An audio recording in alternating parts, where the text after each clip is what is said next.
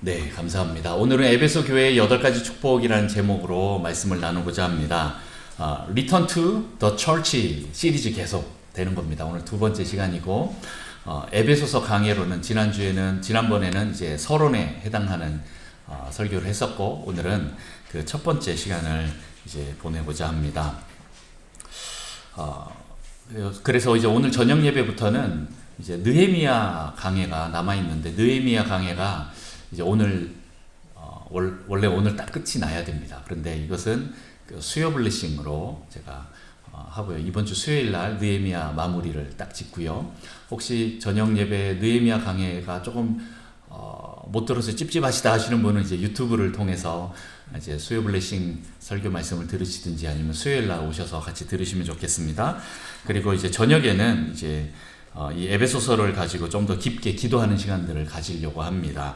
그래서 여러분 낮 예배 설교를 한번 듣고 끝내는 것이 아니라 이것을 기도로 소화를 시키면서 삶으로 또 실체화를 시키는 그런 시간이 있기를 축복합니다. 여러분 지난 시간에 에베소서 교회, 특별히 에베소 교회의 특징 5가지를 살펴봤던 거 기억나시지요? 네, 벌써 다 사라졌나요? 날아갔나요? 한번 이제 또 떠올려 봅니다. 첫 번째 에베소 교회의 특징 첫 번째 무엇입니까? 아멘. 와, 네, 이 소리가 나온다는 게 제가 너무 기쁩니다. 에베소 교회의 첫 번째 특징 무엇입니까? 성령이 지배하는 교회였다라는 겁니다. 네, 하나님이 지배하시는, 하나님이 통치하시고 다스리는 교회다라는 겁니다. 두 번째는 무엇입니까? 네, 하나님 나라를 강론하는 교회. 다시 말해서 말씀이 베이직이 되어서 그 말씀 위에 온전히 선 교회다라는 겁니다. 세 번째는 무엇입니까? 네, 누가 와도 다 변화되는 교회입니다. 할렐루야. 네, 그런 교회가 또 에베소 교회이고, 네 번째 무엇입니까? 네, 이적과 표적이 나타나는 교회다라는 거죠. 그리스도인이라면 네, 당연하게 자연스럽게 나타나는 것이 이적과 표적이다. 우리가 막 애쓰고 막 애써서 막 나타나는 게 아니라 네, 그렇게 그냥 그리스도인으로서 살면 자연스럽게 나타나는 것이 이적과 표적이다라는 겁니다. 다섯 번째 무엇입니까? 네, 영적 전쟁에서 날마다 승리하는 교회다라는 거죠. 그 아데미 신전이 있는 그 에베소, 파르테논 신전의 4배나 큰 그 아데미 신전에 정말 많은 사람들이 와서 우상 숭배를 했지만 그 우상과 맞짱을 뜬 교회가 바로 우리 에베소 교회다라는 거죠. 영적 전쟁에서 승리한 교회였다라는 것입니다. 이렇게 탁월한 교회, 영적으로 탁월한 교회가 바로 에베소 교회인데, 우리 북성실 교회가 그렇게 되기를 원합니다. 이런 에베소 교회처럼 하나님의 그 영광스러운 바로 그 교회를 우리가 회복하는 것입니다. 이 교회는 보편적이고 우주적이고 또 하늘 성소의 그 모델이 있는 무형적인 교회입니다. 우리는 무엇입니까? 이 땅에 있는 지역교회인 거죠. 그런데 눈에 보이는 이런 유형 교회, 그러나 사람이 세운 교회가 아닌 하나님이 직접 세운, 하나님이 원래 창조하신 그 온전한 모습의 그 교회를, 바로 그 교회를 우리가 회복하고 그렇게 점점 닮아가는 것입니다. 어떻게 보면 우리는 좀 부족한 점이 너무 많습니다. 이 땅에 있는 동안 우리 교회가 완벽하다라고 말할 수 있는 사람은 없습니다.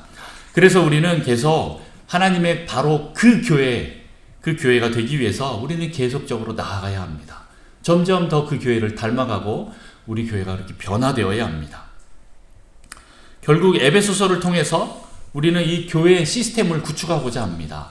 교회의 기초를 세우고 골격을 세웠다라고 하는데, 이 에베소서를 통해서 우리는 교회 시스템을 구축합니다. 그런데 조금 결론을 더 먼저 말씀드리면, 이 시스템은 무엇일까요? 네, 이것은 다름 아닌 성령을 말합니다. 성령님이 움직이고자 하는 대로 같이 움직이는 것. 네. 다시 말해서 성령님이 시스템입니다. 그래서 성령님이 움직이고 지배하는 교회가 되기 위해서 우리가 무엇을 어떻게 변화하고 성장하고 훈련할까?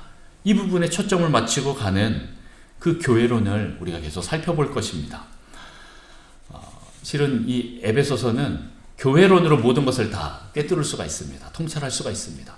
그 안에 있는 기독론이나 구원론이나 이런 모든 것들이 실은 이 교회론을 통해서 다시 다 에베소서의 특징으로 해석할 수가 있다라는 것입니다.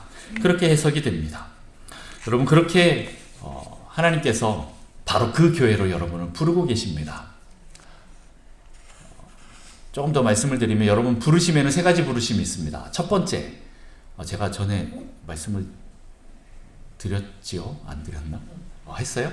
네, 첫 번째 부르심 뭐지요? 네, 말씀드렸으면 기억을 할 테고. 첫 번째 부르심은 그리스도로 부르심입니다. 네, 우리 모든 사람들은 다 그리스도로 부르심을 받았다라는 거예요. 이 구원에 대한 부르심이 확증이 돼야 되고, 이 부르심이 되면 그 다음에 어디로 부르십니까? 교회로 부르셨다라는 거예요. 여러분은 혼자 하나님께서 그냥 내버려 두시는 분이 아닙니다. 그냥 혼자 신앙생활 하라고 그냥 알아서 가라고 하지 않습니다. 여러분 분명히 교회로 부르셨다라는 거예요. 나중에 이걸 더 좀 많이 설명할 때가 올 겁니다. 여러분은 교회로 부르셨고 그 다음에 부르신 뭐지요? 선교로 부르셨다라는 겁니다. 여러분은 하나님께서 선교사로 부르셨습니다. 그런데 여러분 혼자 가도록 내버려 두지 않아요. 교회로 가도록 부르셨다라는 거예요. 그리스도로 부르셨고 이 교회로의 부르심이 있으면 그 다음에 선교로의 부르심도 우리가 교회가 함께 나갈 수 있는 거예요. 어떻게 보면 선교사님들이 저 오지에 가서 혼자 선교하시는 것 같죠? 아닙니다. 교회가 선교하는 거예요. 교회가 교회를 세우는 거예요. 그분이 뭔가 이렇게 교회를 세우는 것 같지만 실은 우리가 함께 그곳에 가서 같이 교회를 세운다라는 그 생각을 가지고 있어야 됩니다. 여러분 이렇게 그리스도의 부르심, 교회로 부르심, 선교로의 부르심, 그 부르심이 모든 그리스도인들에게 다 있습니다.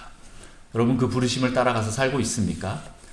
오늘 그 전에 먼저 이제 그리스도의 부르심은 그동안 우리 계속 좀 해왔는데 아직 그 확증이 없으신 분은 거기서부터 시작하셔야 되고 그게 확증이 있으신 분은 내가 교회로 불렀다, 부르심을 받았다라는 것을 여러분 확증하고 가셔야 됩니다. 오늘 그렇게 우리 북성실교회를 하나님께서 바로 그 교회로 부르셨다라는 이 부르심을 가지고 계속 나가셨으면 좋겠습니다. 자, 그러면 하나님이 원하시는 바로 그 교회, 이것을 에베소서를 통하여서 한번 살펴보도록 하겠습니다. 에베소서 1장 1절과 2절은 여러분 잘 아시는 그 바울 서신에서 나타나는 인사말입니다. 그런데 이제 그 뒤로 3절부터 14절까지가 오늘 볼 본문인데 다른 바울 서신과 달리 보통은 이제 바울 서신을 보면 바울이 먼저 인사말을 하고 그 다음에 너희의 이런 것 때문에 감사하다라는 감사말이 나오는데 그 말이 14절 이후에 15절에 나오고 뒤로 밀려났습니다. 그리고 앞에 뭔가 다른 말이 나오는데 그게 바로 뭐냐면 찬송시가 나온다라는 겁니다. 이거 에베소서의 특징입니다. 그랬더니 학자들이 이건 바울이 지은 게 아닐 수도 있다 뭐 이렇게 얘기를 해요. 근데 분명히 바울이 이렇게 앞에 글을 쓰는 거, 편지 쓰는 게 이제 나와 있는데 이제 비평가들은 그렇게 얘기를 하죠. 어쨌든 상관없습니다. 우리는 믿습니다. 네, 바울이 썼다라는 것을 믿고 그 다음에 찬송시로 에베소를 시작한다라는 겁니다. 우리 3절 말씀 다 같이 한번 읽어봤으면 좋겠습니다. 같이 읽습니다. 시작. 찬송하리로다 하나님 곧 우리 주 그리스도 안에서 하늘에 속한 모든 신령한 복을 우리에게 다 주시되. 네, 다시 말해서 이 바울이 에베소에 있는 성도들과 그 교회를 생각하고 편지를 쓰고 있을 때 갑자기 성령의 감동을 받아서 찬송부터 하기 시작하는 겁니다. 찬송하리로다 이렇게 하면서 갑자기 찬양이 막 나오는 거예요. 인사하자마자. 네, 실은 에베소서는 절반이 찬양입니다. 찬양이 나오고 편지를 쓰고 또 편지를 쓰고 또 찬양을 하고 이런 찬양이 계속 찬양시가 계속 나옵니다. 이렇게 우리 찬양시가 이렇게 계속 나오는데 실은 우리 한글 성경을 보면 좀 이게 감이 잘 안 다가와요. 이게 처음에 찬양시인지 이런 거 잘 모르고 그냥 읽으셨잖아요. 네, 그런데 3절부터 찬양하는 시가 계속되는데 이게 시입니다. 시. 네, 찬양시라는 거예요. 더 놀라운 것은 헬라어 원문으로 보면요. 이 3절부터 14절까지가 한 문장이에요. 네, 한 문장으로 이렇게 쫙 이렇게 찬송이 막 쉬지 않고 한 번에 쫙 다 나가는 겁니다. 지금 바울이 에베소 교회를 생각하니까 하나님이 주신 그 축복이 얼마나 놀라운지 찬양을 안 할 수가 없는 거예요. 찬양부터 시작하는 거예요. 그래서 지금 깜짝 찬송, 이 축복성을 먼저 부르고 있는 거예요. 야, 너희들 이런 축복을 받았어 하고 축복성을 부르는 거예요. 근데 여기서 중요한 것이 또 나옵니다. 그리스도 안에서 하늘에 속한 모든 신령한 복을 우리에게 주시되, 이 복을 주시되라는 이 말이 헬라어로 보면 과거형으로 기록되어 있어요. 무슨 말입니까? 복을 주셨다라고 하는 거죠. 너 이렇게 하면 복 준다? 이게 아닙니다. 무슨 말이에요? 이미 복을 주고 시작하셨다라는 겁니다. 하나님이 이미 우리에게 복을 주시고 신앙생활을 시킨다라는 거지요. 하나님은 아무것도 없이 파송하거나 막 선교지 오지 막 보내거나 그러신 분이 아니라 이미 복을 주시고 보내는 거예요. 아브라함처럼 너를 복의 근원으로 만들겠다 하고 보내는 거예요. 아브라함은 그 말씀 믿고 어디로 나를 인도하는지 모르지만 믿고 가는 겁니다. 그렇게 가고 있는 거예요. 그리고 오늘 그리스도 안에서라고 계속적으로 그리스도 안에서라는 말이 나올 겁니다. 그 전에도 제가 그리스도 안에서 in Christ에 대해서 계속 말씀을 드렸었죠. 여러분 이걸 기억하셔야 됩니다. 그렇게 그리스도 안에 있으면, 이 말은 또 십자가 안에 있으면이라고 또 고쳤을 수도 있죠.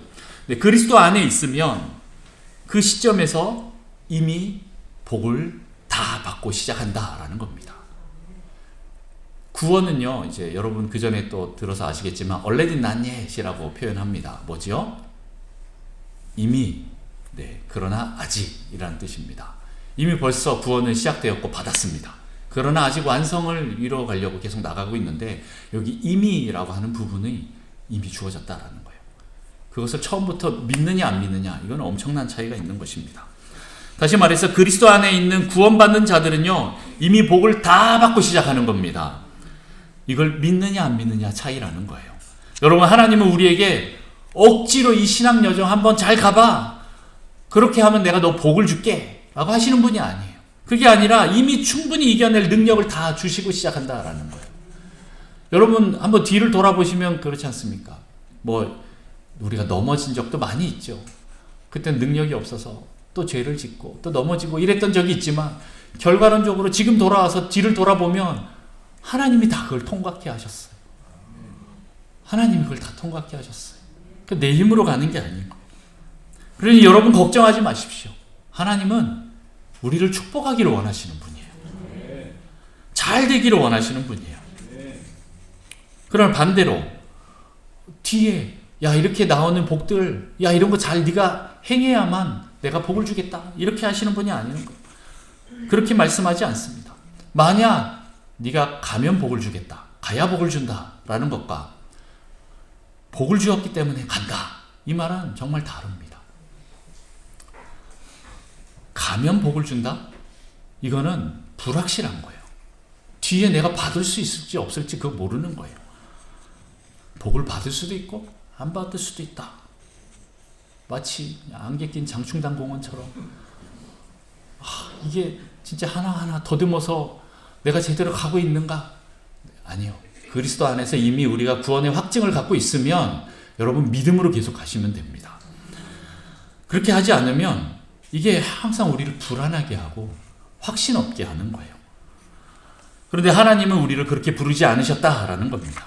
이미 복을 주시고 시작하게 하셨다라는 것. 이걸 믿느냐 믿지 않느냐, 그 차이라는 거죠. 이 복을 믿고 사용하는 방법이 에베소의 이 교회론입니다. 자, 오늘 에베소 1장에 보면 복이 나와 있는데 8가지로 제가 좀 정리를 했습니다. 14절까지 정리해봤습니다. 여러분 마태복음 산상수훈에만 팔복이 있는 게 아니라는 거 오늘 또 말씀드립니다. 여기에도 있습니다. 제가 마태복음 강의했던 거 기억나시나요? 8가지 복 기억나시죠? 시메온의 안 잊어버리셨네요. 극마화의 시메온의 극마화의 8가지 복, 이거 놓고 계속 기도하십시오. 제가 그때 책갈피도 드렸지 않습니까? 그지요? 책갈피 보면서 계속 여러분 기도하시면서 나가시고, 오늘 또 알려드리는 이 에베소 8가지 복을 가지고 또 여러분 계속 기도하시면서 나가시면 좋겠습니다. 자, 여러분은 어떤 복을 받고 싶으십니까? 어떤 복 받고 싶으세요? 자, 오늘 에베소 8복의 첫 번째 복 들어갑니다. 우리 첫 번째 복 한번 읽어볼까요? 시작. 거룩하고 흠이 없게 하심. 아멘. 죄송합니다. 여러분이 생각하는 그 돈벼락이 아니어서 네, 돈벼락을 맞는 그 복을 받으면 얼마나 좋겠냐만, 오늘 에베소에서 말하고 있는 그 복이 아닌 거예요. 거룩하고 흠이 없게 하신다라는 거죠. 우리 4절 말씀 다 같이 한번 읽어볼까요? 4절 말씀 같이 읽습니다. 시작. 곧 창세전에 그리스도 안에서 거룩하고 흠이 없게 하시려고. 아멘. 네. 오늘 여기 보면 곧 창세전에 그리스도 안에서 우리를 택하사라고 나옵니다. 이건 뒤에 5절에 또 예정하사라고 같은 말로 저는 연결해서 봅니다. 무슨 말입니까? 이 예정이라는 단어를 쓰면 우리가 그냥 이제 운명론적으로 많이 생각합니다. 내 인생에서 뭔가 다 이미 정해져 있는 거 아니야? 이미 운명이 이렇게 정해진 거 아니야? 더 나아가서 야, 누군 구원받고 누군 구원받지 못하고 아직 불안한 거예요. 내가 구원받지 못한 거에 대해서. 내가 구원받은 거 맞나? 네, 불안하신 분 안 계십니까? 그런데 여기서 말하는 이 예정은요, 하나님이 하신다라는 하나님의 의지를 말하고 있습니다. 하나님이 반드시 하신다라는 그런 하나님의 고집을 의미하는 것이지요. 우리가 구원받은 자라면, 그리스도 안에 들어온 자라면, 하나님 나라로 들어가기로 한 자라면 그들은 다 하나님께서 거룩하게 하시고 흠없게 하신다라는 겁니다. 우리를 하나님께서 거룩하고 흠없게 만드실 것입니다. 여러분, 거룩하고 흠없는 상태가 되기 위해서 우리는 구원의 완성까지 계속 전진해야 합니다. 우리의 성화의 과정을 통해서 거룩하고 흠없는 그 예수 그리스도의 그 모습이 우리 안에서 자꾸 드러나야 합니다. 예수님 수준까지 자라나야 한다는 것입니다. 그런데 이것을 누가 이루십니까? 하나님이 이루신다라는 거예요. 하나님이 이미 이루어 주셨다라는 겁니다. 내 힘으로 거룩해지려고 하면 되지 않기 때문에 이미 예수 안에서 그것을 일어났기 때문에 우리는 그리스도 안으로 들어가면 되는 거예요. 그리고 거기서 이루게 해주십니다. 우리가 착각하고 있는 것 중에 하나가 예수님 영접하고 구원받았다라고 하면서 아멘 그러면 땡 하고 끝나시는 분들이 계실 수도 있습니다. 이게 우리의 목적이 아닙니다.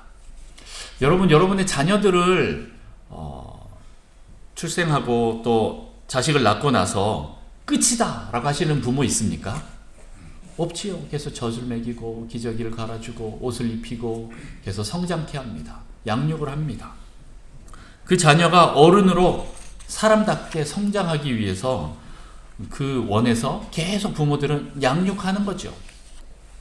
마찬가지입니다. 하나님도 여러분이 구원받는 그날로 딱 끝나는 것이 아니라 계속 더 정결해지고 거룩해지도록 거룩한 영혼으로 온전하게 성장하는 것이 하나님의 의지다라는 겁니다. 거룩하고 흠없는 영혼으로 여러분들이 서가시도록 계속 이끄시는 것이 하나님의 고집입니다. 이것이 하나님의 예정이고 선택이다라는 겁니다. 여러분 한번 그리스도 안으로 들어오신 분, 죄송합니다. 이 바닥에 한번 발을 디디면 이제 못 빠져나갑니다. 우리 주님이 한번 딱 붙잡으시면 여러분을 끝까지 거룩하고 흠없는 존재로 만들어 가시려고 하시는 그 하나님의 의지에 여러분 한번 걸려들었으면 이제는 여러분 계속 꼬 할 수밖에 없습니다. 못 먹어도 꼬 해야 됩니다. 우리는 이제 더 이상 안개 낀 그런 장춘단 공원이 아닙니다. 분명합니다. 우리의 목표가 분명해졌습니다. 여러분의 삶의 목표가 무엇입니까? 거룩하고 흠이 없는 존재가 되는 것입니다. 여러분 박영선 목사님의 하나님의 열심이라는 책 잘 아시죠? 다 읽어보셨지요? 한번 꼭 읽어보시기를 축복합니다. 그걸 보면서 여러분 계속 하나님 열심을 믿고 계속 따라가셨으면 좋겠습니다. 여러분 거룩이 무엇입니까? 정결하게 구별되는 것? 네, 맞습니다. 그러나 저는 또 한 번 더 얘기합니다. 거룩, 그것은 바로 내 안에 창조주를 제한하지 않는 것입니다. 성령님이 우리 안에 오셔서 많은 일들을 하기를 원하시는데 내가 제한하고 불순종하고 또 하나님의 뜻이 아닌 내 뜻대로 살고 싶어서 성령님을 제한한다면 더 이상 하나님의 거룩이 드러나지 않습니다. 우리를 온전케 하시려는 하나님의 성품이 곧 선함이고 거룩입니다. 그 성품이 내 안에서 드러나야 합니다. 우리가 하나님을 제한하지 않을 때 하나님께서는 우리를 거룩하고 흠이 없는 존재로 계속 만들어 가십니다. 여러분, 주님을 제한하지 마십시오. 성령님을 제한하지 마십시오. 여러분, 우리 인생의 성패는 누가 하나님의 능력을 제한하지 않느냐, 거기에 달렸습니다. 하나님을 제한하지 않을 때 거룩하고 흠이 없게 될 것입니다. 또한 그분이 제한되지 않으면 여러분, 자원의 궁핍함도 없을 줄 믿으시기 바랍니다. 그래서 여러분, 거룩하고 흠이 없는 존재가 되시기를 축복합니다. 두 번째 복입니다. 두 번째 복 한번 읽어볼까요? 시작. 아들들이 되게 하심. 네, 5절 말씀입니다. 5절 말씀도 우리 같이 한번 읽어봅니다. 시작. 그 기쁘신 뜻대로 자기 아들들이 되게 하셨으니. 네, 여기 자기 아들들이 되게 하셨다라는 것은 우리를 하나님의 자녀로 삼아주셨다라는 것입니다. 이런 큰 축복을 들어보신 적 있으십니까? 내가 하나님의 아들이 되었다, 딸이 되었다. 네, 저희 아버지 성함이 이자, 태자, 직자 쓰시는데, 네, 이태직의 아들이다. 네, 이것도 굉장히 큰 축복이겠지만, 네, 하나님의 아들이다, 하나님의 자녀가 되었다라는 것만큼 더 축복이 어디 있겠습니까? 여기서 아들들이라고 말하는 단어는 sonship을 의미하는데, 이거는 나중에 분봉왕, 후사 이런 뜻과 같이 연결되어 있습니다. 그렇게 해석합니다. 로마 시대에는 황제가 그 큰 거대한 제국을 다스렸는데 그 지역마다 분봉왕을 보내서 지역을 다스리게 합니다. 근데 누구를 보냅니까? 자기 아들을 보냅니다. 내가 믿고 맡길 수 있는 그 아들, 그 후사, 다음에 이 사람이 황제가 될 수도 있는 그 사람들을 분봉왕으로 보냅니다. sonship입니다. 우리를 그렇게 하나님께서 상속자로 세우셨다라는 거죠. 하나님 나라를 유업으로 받을 상속자로 우리를 삼으셨다라는 겁니다. 여러분, 우리가 하나님께 순종하는 수준이 아들, 이 후사의 수준까지 올라가야 합니다. 그리고 그렇게 올라가면 하나님께서 그 모든 유업과 복을 우리에게 주십니다. 여러분, 신앙의 순종의 단계가 있다라는 거 아십니까? 제가 전에도 한번 말씀드렸는데 제일 첫 번째 단계는 뭐냐면 노예 수준의 단계입니다. 이건 뭐죠? 무조건 절대 복종을 말하는 겁니다. 완전한 순종입니다. 노예에게 무엇을 시켰는데 왜요? 라고 말하면 어떻게 됩니까? 죽는 겁니다. 네, 노예는 그냥 시키면 무조건 토도 안 달고 해야 됩니다. 이게 첫 번째 단계고, 두 번째 단계는 종의 단계입니다. 종의 단계는 뭐지요? 네, 노예처럼 시키는 것에 순종하지만 어느 정도 자의적으로 자기가 또 일을 할 수도 있다라는 거예요. 의견도 제시할 수가 있습니다. 물론 이제 웬만하면 다 순종합니다. 여러분 영화 같은 데 보면 대저택에 문을 콩콩콩 두들기면 어떤 집사 한 분이 딱 나와서 문을 딱 열어주잖아요. 주인이 안 나옵니다. 네, 그런 사람이 그 모든 대저택을 다 관리합니다. 종이 있습니다. 얘 돌쇠야, 마당새야, 마당 좀 쓸어라. 그렇게 하면 노예들은 왜요? 그러면 이제 쳐맞는 거죠. 그런데 이제 종들은 어떻게 합니까? 어느 정도 수준이 되는 종, 보디발에게 요셉과 같은 그런 종이 되면 어떻게 됩니까? 왜요? 물어봅니다. 그러면 영의정 오신다. 자, 잘 썰어놔라. 그러면 어떻게 합니까? 마당만 씁니까? 다른 모든 것까지 다 준비를 합니다. 그렇게 하는 것이 이제 종의 수준이다라는 거죠. 그런데 세 번째 단계는 그 위로 올라가야 합니다. 종의 단계에서 그 다음 어디로 가야 됩니까? 아들의 단계로 올라가야 됩니다. 실은 이 아들은 어릴 때는 종보다도 못합니다. 실은 나이 많은 종이, 지혜가 더 많은 종이 계속 아들을 가르치고 혼내키고 막 이렇게 합니다. 처음에는 잘 못하는 것 같지만 20살이 넘어가고 건장해지고 성숙해지면 그 다음에 어떻게 됩니까? 아버지는 이 종에게 물려줄까요? 아니면 이 아들에게 물려줄까요? 이 모든 재산을 누구에게 물려줍니까?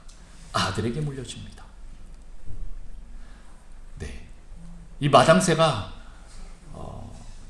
주인이 볼 때만 마당을 막 쓸고 안 보면 저기 딱 가서 담배 피고 놀고 있고 아휴 내 팔자야 이러고 있습니다. 그런데 하루는 주인이 부르는 거예요. 늙은 노부부가 부르는 거예요. 마당새야 일로 와봐라. 야, 너도 알다시피 나에겐 아들이 없지 않냐? 이 말 한마디를 합니다. 그럼 어떻게 됩니까? 네. 이 모든 게 내가 물려줄 사람이 없는데 네가 잘하면 물려줄 수도 있다. 그럼 어떻게 됩니까? 마당새가 갑자기 마당만 잘 쓸 뿐만 아니라 안 닦던 이 장독대까지 다 닦기 시작합니다. 네. 내가 이것을 물려받을 후사구나라는 그 믿음이 생기면 그 다음부터는 행하는 게 달라지는 거예요. 아들은 그 확증이 확실하게 있는 사람인 거예요. 내가 받을까 말까 이게 아니에요. 아들은 확실하게 받는 사람들인 거예요. 유업을 확실하게 받는 사람입니다. 이 아들의 순종, 그 수준의 순종까지 올라가면요, 네, 하늘 아버지는 우리에게 영권, 인권, 물권, 자연권까지 다 주십니다. 그래서 노예 100명이 기도하는 그 수준이 아니라 이 한 명의 후사가 기도하는 그 수준, 이 아들의 기도가 실은 더 능력이 있다라는 것입니다. 의인의 간구는 능력이 있습니다. 영향력이 있습니다. 역사하는 힘이 큽니다. 여러분, 이 의인의 확증을 가지고 가십시오. 내가 아들이다, 딸이다, 이 후사다, 이 확증을 가지고 여러분 하나님 앞에 순종하시면서 계속 나가시기를 축복합니다. 그런데 이 아들의 단계에 머물지 마십시오. 더 나아가면 친구의 단계도 있습니다. 이 친구의 단계는 무엇입니까? 아브라함처럼 하나님과 비밀이 없는 단계인 거예요. 내가 소돔과 고모라를 심판하러 간다라는 그 비밀을 아브라함에게 말해줘서 아브라함과 대화를 하는 그 단계인 거예요. 요한복음 15장 15절 말씀을 한번 같이 읽어보겠습니다. 다 같이 읽습니다. 시작. 이제부터는 너희를 종이라 하지 아니하리니 종은 주인이 하는 것을 알지 못함이라.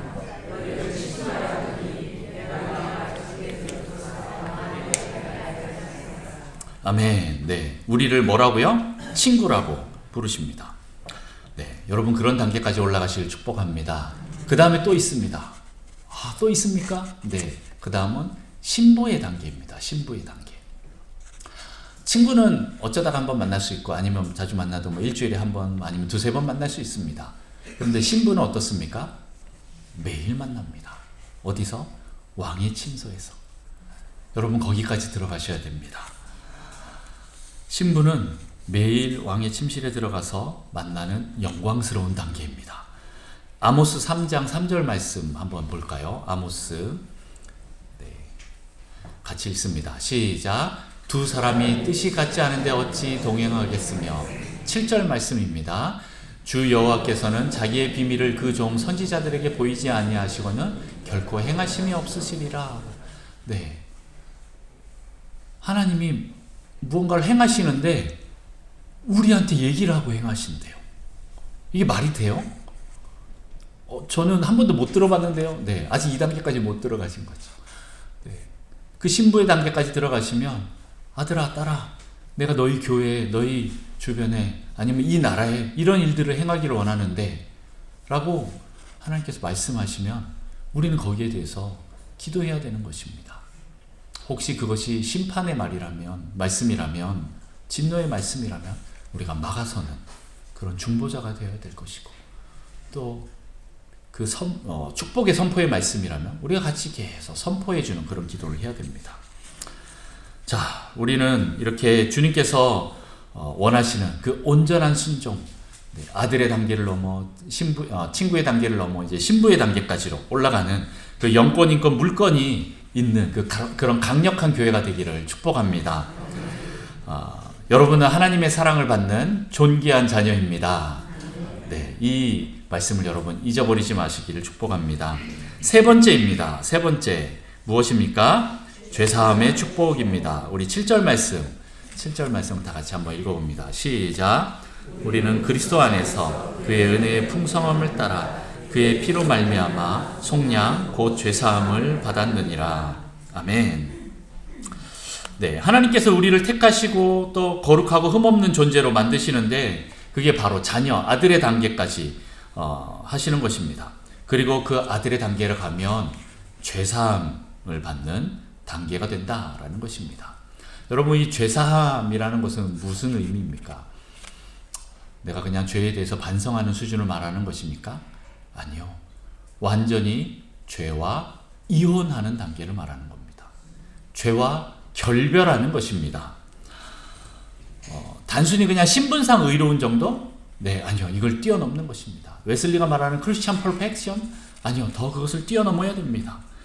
오늘 그의 피로 말미암아 속리 않고 죄사함을 받았다라고 하는데, 그의 피, 예수님의 보혈이 우리에게 닿는 그 순간 어떻게 됩니까? 예수님은 죄덩어리가 되고 우리는 어떻게 됩니까? 의덩어리가 되는 거예요. 여러분, 옛날 구약시대에 제사 지낼 때 어떻게 합니까? 이 제물에게 죄인이 와서 안수를 합니다. 그럼 어떻게 됩니까? 이 흠없는 어린 양이 갑자기 죄 있는 양이 돼서 제물이 되고, 나는 어떻게 됩니까? 죄가 없는 존재가 되는 것입니다. 완전히 우리의 존재를 바꾸는 거예요. 이 죄사함의 축복은 우리의 존재를 완전히 변화시키는 단계를 의미합니다.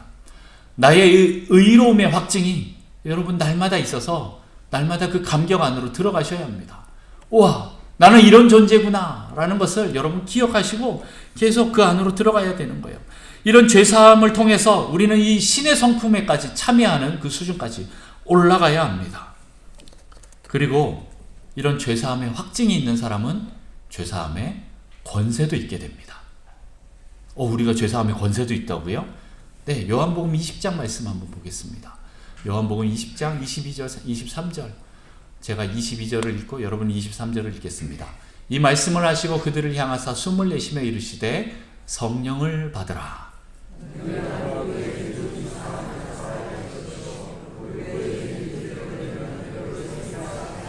아멘. 네, 우리가 누구의 죄든지 사하면 사해질 것이요, 우리가 어떤 사람의 죄를 그대로 두면 그대로 있으리라 라고 주님께서 이미 말씀하셨습니다. 마태복음 16장에 나오는 그 말씀과 같습니다. 같이 읽습니다. 시작. 내가 천국 열쇠를 내게 주리니 내가 땅에서 무엇이든지 매면 하늘에서도 매일 것이요 내가 땅에서 무엇이든지 풀면 하늘에서도 풀리리라. 네, 우리가 묶으면 묶이고 풀면 풀린다 라고 말씀하고 있습니다. 제가 지지난주 수요 블레싱 때 이걸 전도에 대한 부분에서 말씀을 드렸습니다. 무엇입니까? 우리가 전도하지 않으면 그 사람은 죄사함이 없는 거예요. 복음을 듣지 않는데 어떻게 그 사람이 죄사함이 있겠습니까? 우리가 전해야만 있는 거예요. 이 권세가 우리 안에 있다는 거예요. 여러분, 그 사람 구원하고 싶지 않습니까? 우리가 전해야 합니다. 그 한 사람의 구원, 우리가 기도하느냐 안 하느냐, 전하느냐 안 전하느냐, 거기에 따라 달려있다라는 거예요. 하나님은 어떤 쪽을 원하실까요? 네, 우리 모두 다 구원받기를 하나님은 원하신다라는 겁니다. 그러니 의인이 다른 사람의 구원과 이 죄사함을 위해서 기도하면 들으실까요? 안 들으실까요? 들으십니다. 여러분, 포기하지 마십시오. 그리고 한 영혼의 구원을 위해서 여러분 계속 기도하고 중보하십시오. 하나님의 교회는 오늘 은혜가 풍성한 것처럼 죄사함의 풍성함이 있습니다. 에베소 교회의 세 번째 특징, 여러분 그때 지난번에 말씀드렸던 세 번째 특징 뭐라고 했죠? 누가 와도 다 변화되는 교회라고 말씀드렸습니다. 네, 죄사함의 권세가 날마다 사용되어지는 그 권세가 있는 교회다라는 거죠. 우리 북성실 교회도 죄인들이 와서 의인이 되는 이 기적이, 이 감격이 날마다 있기를 축복합니다.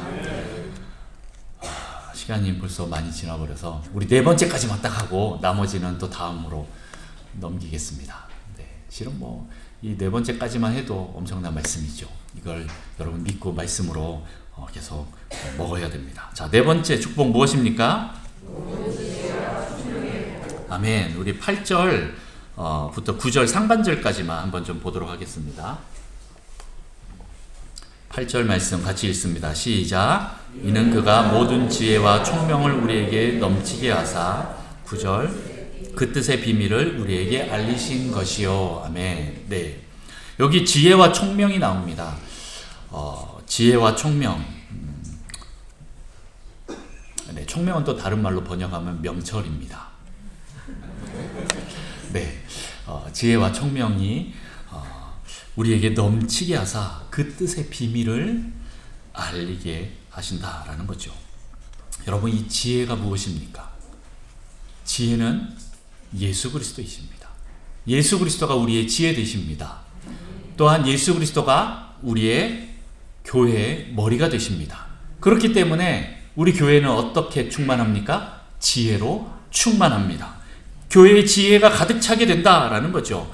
예수님을 통해서 이 우리에게 참된 지혜와 하나님의 계시가 임하게 된다라는 겁니다. 17절 말씀에도 보면 우리 주 예수 그리스도의 하나님 영광의 아버지께서 지혜와 계시의 영을 너희에게 주사 하나님을 알게 하시고, 다시 말해서 이 지혜와 계시의 영이 있어야 우리는 하나님을 알게 된다라는 거예요. 그냥은 몰라요. 하나님을 알 수 있는 거예요. 여러분, 기독교는 계시의 종교라고 합니다. 계시의 종교. 계시가 뭐죠? 열어서 보여준다라는 겁니다. 누가 누구를 보여줍니까? 하나님이야 보여주시는. 우리 인간이 찾아서 알 수가 있어요? 아니요. 우리는 하나님을 찾아서 알 수가 없기 때문에 하나님이 직접 자기를 보여주셔야만 볼 수가 있는 거예요. 이게 아주 엄청난 진리라는 것을 제가 실은 철학을 공부하면서 알았습니다. 칸트의 결론이 실은 이거거든요. 잘 몰라도 여러분 다른 사람 뭐 칸트 어쩌고 저쩌고 하면 결국 이거 얘기 한마디 하면 끝납니다. 네, 우리는 신을 알 수가 없어요. 그분이 찾아오셔야만 알 수 있는데 우리가 그렇게 신을 요청할 때 찾아오시는 게 기독교인 거예요. 네. 실은 그 전에 먼저 오셨죠. 자기 자신을 드러내십니다. 일반 계시와 특별 계시를 통해서 우리에게 드러내셨다라는 거죠. 이 계시는 하나님 자신을 드러내십니다. 드러내는 겁니다. 그리고 하나님을 알게 해주시는 거예요. 우리가 말씀을 깨달으려고 할 때 이 성령의 계시, 지혜, 이 총명, 통찰이 반드시 필요합니다. 그래서 어떤 사람은 아무리 성경을 읽어도 이게 뭔 말인지 잘 모르겠고 또 이게 성경을 봐도 믿어지지 않는 분들이 있을 수 있습니다. 성령님께서 역사하셔야 되는 거예요. 제가 전에도 말씀드렸죠. 우리 철학과 교수님 막 성경을 암송한다고 말씀드렸잖아요. 요한복음 달달달 외우는데 깜짝 놀랐는데 구원이랑은 상관없어요. 네. 성령님을 모르기 때문에 그래요. 성령님께 우리는 그 계시와 지혜를 구해야 됩니다. 교회에는 반드시 계시가 있어야 합니다. 계시가 임하면 지혜도 임합니다. 이 로고스의 말씀이 있으면 이 레마의 말씀으로 내 것으로 가져오기 위해서 반드시 이 지혜와 계시의 영이 필요합니다. 교회에서 하나님의 뜻이 무엇인지 이렇게 드러나는 걸 우리는 이제 계시라고 한다면 이미 실은 성경을 통해서 하나님 분명하게 말씀하고 있습니다. 그런데 이것이 어떻게 표현되고 풀어져야 될지, 그리고 우리가 어떻게 행해야 될지, 이것을 인도하는 방법이 바로 지혜다라는 거예요. 하나님이 이미 성경 말씀을 통해서 계시를 해놓으셨어요. 그런데 이것을 우리의 삶 속에서 어떻게 적용하고 어떻게 가져가야 될지, 이걸 보는 것이 지혜다라는 겁니다. 우리 그리스도인이 거룩한 삶을 선택하고 살면요, 그 선함을 선택하면요, 우리를 통해서 하나님이 드러나게 되어 있습니다. 이것이 나의 삶을 통해서 드러나는 것이 하나님의 뜻, 하나님의 계시인 거죠. 그런데 이것을 어떻게 이루느냐라는 건 지혜의 문제다라는 거죠. 하나님의 뜻을 어떻게 이루느냐. 그래서 우리는 날마다 엎드려야 됩니다. 지혜를 구해야 됩니다. 우리 자녀들 양육할 때 지혜가 필요합니다. 무조건 혼낸다고, 훈육한다고만 되는 것이 아니고, 또 어떤 때는 무조건 자율성을 줘야 된다라고만 해서도 안 됩니다. 이걸 적절하게 우리는 지혜롭게 그때 따라서 잘 해야 됩니다. 특별히 또 어릴 때는 좀 더 많이 훈육을 하지요. 왜냐하면 부모에게 순종하는 법을 배워야 되니까. 그러나 이제 사춘기쯤 들어가면 스스로 할 수 있도록 계속 또 내줘야 됩니다. 근데 그거 지혜가 없으면 어떻게 됩니까? 반대로 하는 거죠. 그렇게 되면 나중에 자기 마음대로 사는 사람이 될 수도 있어요. 우리는 계속 가르쳐야 됩니다. 지혜가 필요한 거죠. 그렇게 하는 것처럼 우리의 삶을 통해서 하나님의 뜻이 드러날 때 어떻게 드러나야 할지 그 때를 분명히 알아야 되는 거예요. 그 방법을 알아야 되는 거예요.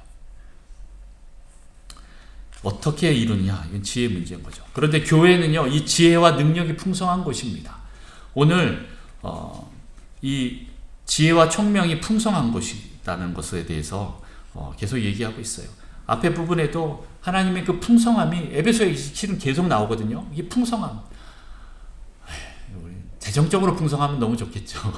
여러분 그걸 계속 바랍니다. 네, 그것도 나중에 따라옵니다. 그러나 먼저 물권 전에 인권이 있고 그 전에 영권이 있다라는 걸 기억하시고 이 영적인 풍성을 먼저 뚫어내셔야 됩니다.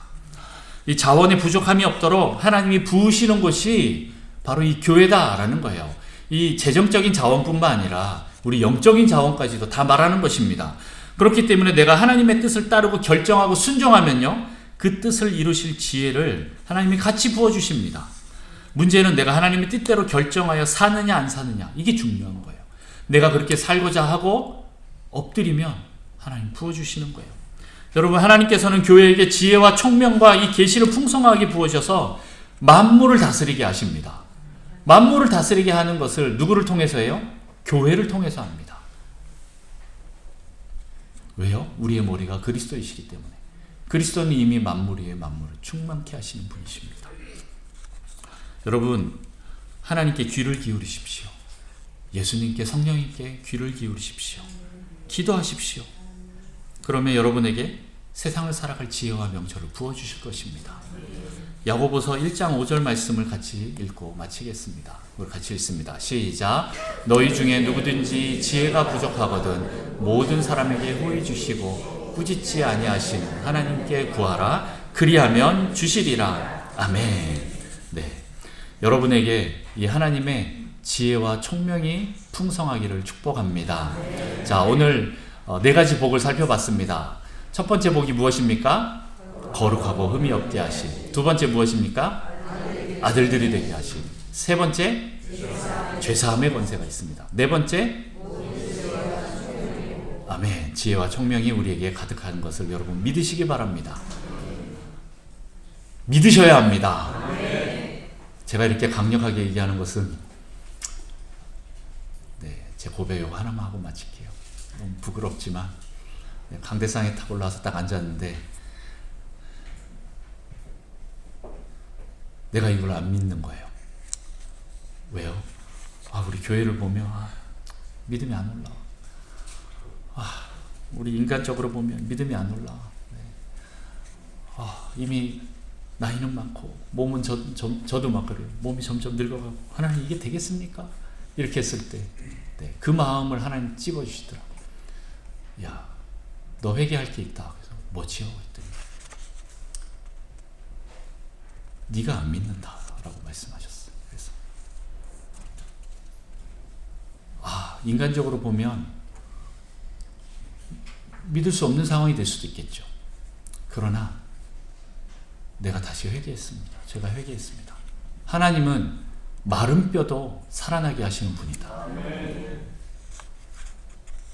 우리 아직 거기까지 안 갔지 않습니까? 근데 하나님은 우리를 반드시 살리시는 분이에요. 마른 뼈도 살리시는 분이에요. 지난주에 우리 아이들 보면서 그 생각이 확 올랐어요. 하나님, 가능성이 있습니다. 가능성이 있습니다. 여러분, 놓지 마십시오. 저는 안 놓겠습니다. 믿음을 가지고 계속 나가겠습니다. 우리 북성실교회 끝까지 붙잡겠습니다. 여러분들이 놓으면 답이 없습니다. 여러분, 믿음으로 계속 붙잡고 가십시오. 그러면 여러분을 통해서 이 교회가 하나님 나라가 될 것이고 온전한 복이 이루어지는 그런 축복의 통로가 될 것이라는 것을 여러분 믿고 날마다 선포하면서 나가십시오. 나는 그리스도의 부르심까지 있다. 아니요, 교회로의까지 부르심이 다 있습니다. 그리고 더 나아가서는 선교로의 부르심까지 있습니다. 여러분 이걸 기억하시고 계속 믿음으로 나가는 여러분 되시기를 축복합니다.